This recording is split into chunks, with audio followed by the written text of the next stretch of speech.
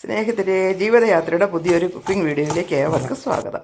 ഇന്ന് നമ്മളൊരു ചിക്കൻ 65 ആണ് കേട്ടോ ഉണ്ടാക്കാൻ പോകുന്നത്. അപ്പോൾ വീഡിയോ കാണുന്നതോടൊപ്പം തന്നെ ഇതൊന്ന് ഷെയർ ചെയ്യാനും ലൈക്ക് ചെയ്യാനും മറക്കല്ലേ.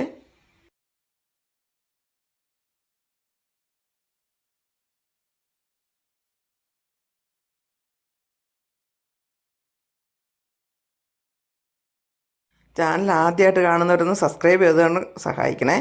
അപ്പോൾ ഇത് ചിക്കൻ 65 ഉണ്ടാക്കാൻ വേണ്ടി ഞാൻ ഏകദേശം ഒരു 1/2 കിലോളം ചിക്കനാണ് എടുത്തേക്കുന്നത്. അത് ചെറിയ പീസസാണ്, എല്ലോട് കൂടിയത് ആണ് എടുത്തിട്ടുള്ളത്. ഒന്ന് കഴുകി വൃത്തിയാക്കി വെച്ചതാണ്. അപ്പോൾ അത് എല്ലും കൂടെ ഉള്ളതായിരിക്കും നല്ലത്. അപ്പോൾ ഇനി അതിലേക്ക് നമുക്കിനി ഒരു അധികം പുളിക്കാത്ത 1 ടേബിൾ സ്പൂണോളം തൈര് ഒഴിക്കണം. അതൊന്നൊഴിച്ച് നന്നായിട്ടൊന്ന് ഇളക്കി യോജിപ്പിച്ച് എടുക്കാം. ഒരുപാട് പുളി പാടില്ല, അധികം പുളിക്കാത്ത തൈരാണ്. അപ്പോൾ നന്നായിട്ടൊന്ന് ഇളക്കി മിക്സ് ചെയ്ത് എല്ലാ ഭാഗത്തും വരാൻ പക്കത്തിൽ വയ്ക്കാം.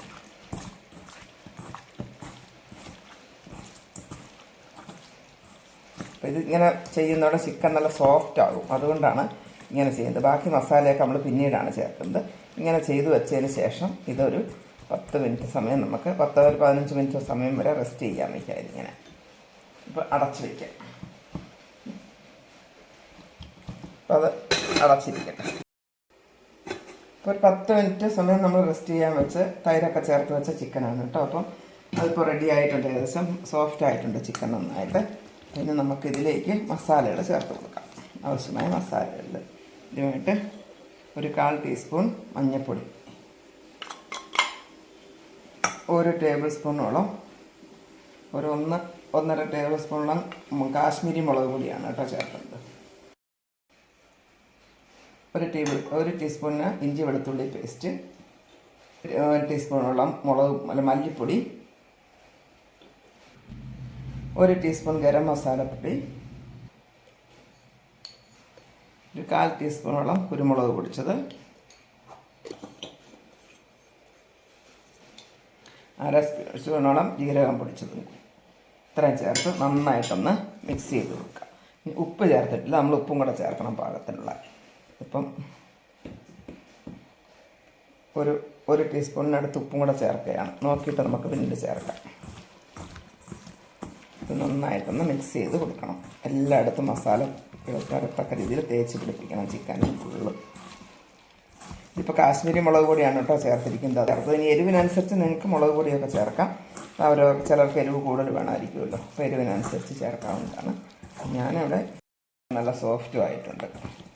അപ്പോൾ ഇനി നമുക്കിതിനെ ഒക്കെ ഏകദേശം കറക്റ്റ് ആയിരിക്കുമെന്ന് വിചാരിക്കാം. അത് നോക്കിക്കോണം. അപ്പോൾ ഇതൊരു അരമണിക്കൂർ സമയം കൂടെ നമുക്ക് റെസ്റ്റ് ചെയ്യാൻ വയ്ക്കണം.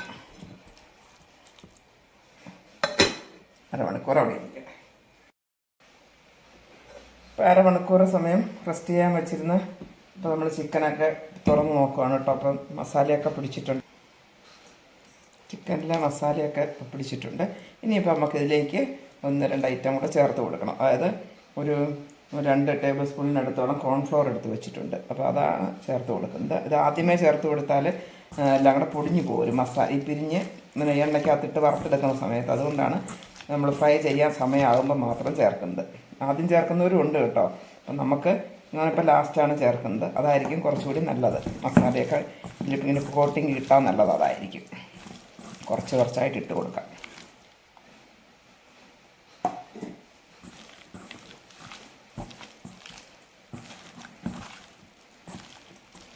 ഈ കൂടെ തന്നെ നമുക്ക് കുറച്ച് കറിവേപ്പില ചോപ്പ് ചെയ്തതും കൂടെ ഉണ്ട്, ചെറുതായിട്ട് അരിഞ്ഞത്, അതും കൂടെ ഇട്ട് കൊടുക്കാം.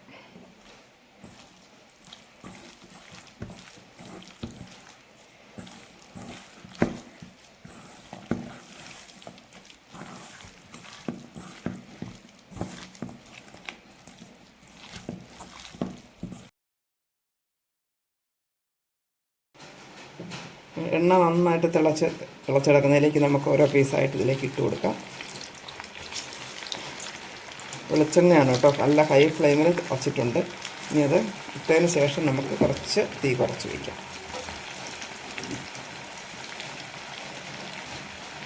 നന്നായിട്ട് മുങ്ങിക്കിടക്കണം, അതുകൊണ്ടാണ് ഇത്രയും എണ്ണ ഉപയോഗിക്കുന്നത്.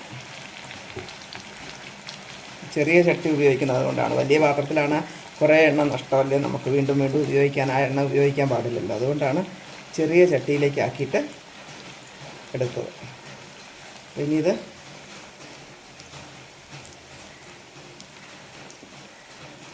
ഇട്ടൊരു 1 മിനിറ്റ് സമയം കഴിഞ്ഞിട്ട് മാത്രമേ നമുക്ക് ഇളക്കി കൊടുക്കാവുള്ളൂ. അല്ലെങ്കിൽ ആ മസാലയൊക്കെ പിരിഞ്ഞ് അതിലേക്ക് പോകും, മസാലയൊക്കെ എണ്ണയിലേക്കായി പോകും, ചിക്കനിലുള്ളത് കോട്ടിങ് എല്ലാം പോകും. ഇനി മീഡിയം ടു ഹൈ ഫ്ലെയിമിലേക്ക് ആക്കാം.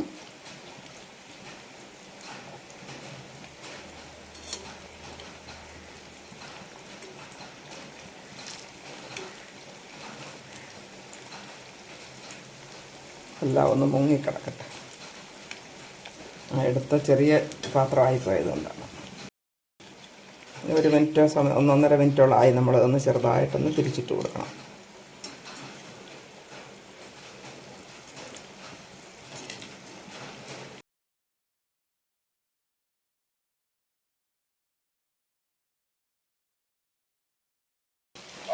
ഇടയ്ക്കൊന്ന് ഇളക്കിയിട്ട് കൊടുക്കണം.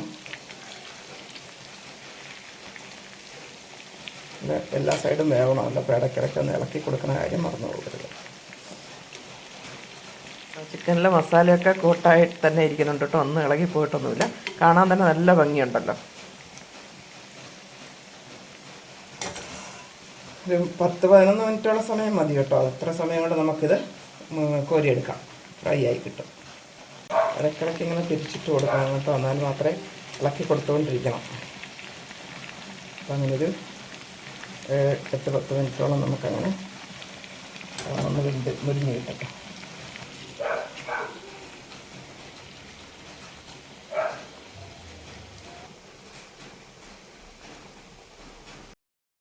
ഏകദേശം മൂത്തിട്ടുണ്ട്. അപ്പോൾ നമ്മൾ 2-3 പച്ചമുളക് കീറിയതും 2 പച്ചമുളകും കുറച്ച് വെളുത്തുള്ളി നെടുകെ ചതച്ചത് ഒന്ന് വെച്ച് ചതച്ചതേ ഉള്ളൂ, ചെറുതായിട്ട്.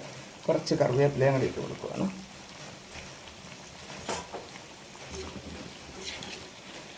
ഒന്ന് മൂത്ത് കഴിയുമ്പോൾ നമുക്ക് കോരാം.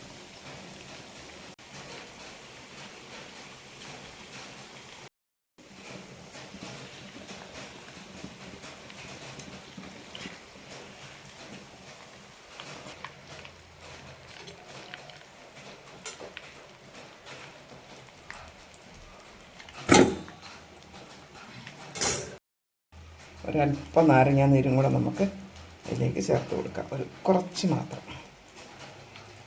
വേണമെന്നുള്ളവർക്ക് ചേർത്താൽ മതി കേട്ടോ. ഇത് എന്നിട്ടൊന്ന് ഇളക്കി കൊടുത്ത് അപ്പോൾ ഇനി ബാക്കി ഇതേപോലെ ഫ്രൈ ചെയ്തെടുക്കാം.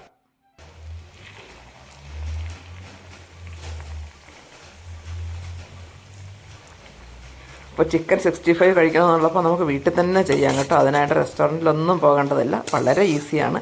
എല്ലാവരും ഒന്ന് ട്രൈ ചെയ്ത് നോക്കണം. ഇത് വെളിച്ചെണ്ണയിൽ ചെയ്യുവാണ് കേട്ടോ കുറച്ച് നല്ലത്. നല്ല മണമൊക്കെ ഉണ്ടാകും, അപ്പോൾ ടേസ്റ്റും കൂടുതൽ. ഇനി മറ്റുള്ള എണ്ണയിൽ ചെയ്യുന്നവർക്ക് അതും ചെയ്യാം. അപ്പം കൂടുതൽ ടേസ്റ്റ് മണമൊക്കെ വെളിച്ചെണ്ണയിൽ ചെയ്യുമ്പോഴായിരിക്കും. കാണാൻ തന്നെ നല്ല അടിപൊളിയായിട്ടുള്ള ചിക്കൻ 65 ഇവിടെ റെഡി ആയിട്ടുണ്ട് കേട്ടോ. നല്ല ഭംഗിയാണ് കാണാൻ തന്നെ, റെസ്റ്റോറൻറ്റ് സ്റ്റൈൽ തന്നെ ഇല്ലേ നോക്ക്. നല്ല ക്രിസ്പി ആയിട്ടുള്ള ചിക്കൻ പീസ് റെഡി ആയിട്ടുണ്ട്. പിന്നെ നമുക്ക് സെർവിങ് ബൗളിലേക്ക് വേണമെങ്കിൽ മാറ്റാം. ഒരു പീസ് എടുത്ത് നോക്കാം നമുക്ക്. ഇതാകം നോക്കാം, നല്ല ജ്യൂസി ആയിട്ടുണ്ട് ഇവിടെ, നന്നായിട്ട് നല്ല സോഫ്റ്റുമാണ്, പുറം നല്ല ക്രിസ്പി ആയിട്ടുണ്ട്. അപ്പോൾ എല്ലാവരും ഒന്ന് ട്രൈ ചെയ്ത് നോക്കണം. അപ്പോൾ വീഡിയോ കണ്ടിട്ട് ചാനൽ ഇതുവരെ സബ്സ്ക്രൈബ് ചെയ്യാത്തവരുണ്ടെങ്കിൽ ഒന്ന് സബ്സ്ക്രൈബ് ചെയ്തേക്കണം. അതുപോലെ മറ്റുള്ളവർക്കൊന്ന് ഷെയർ ചെയ്തുകൂടെ കൊടുക്കുക. നിങ്ങളുടെ കമൻസുകൾ രേഖപ്പെടുത്തുക. ലൈക്ക് ചെയ്യാനും മറന്നു പോകല്ലേ. Thank you for watching.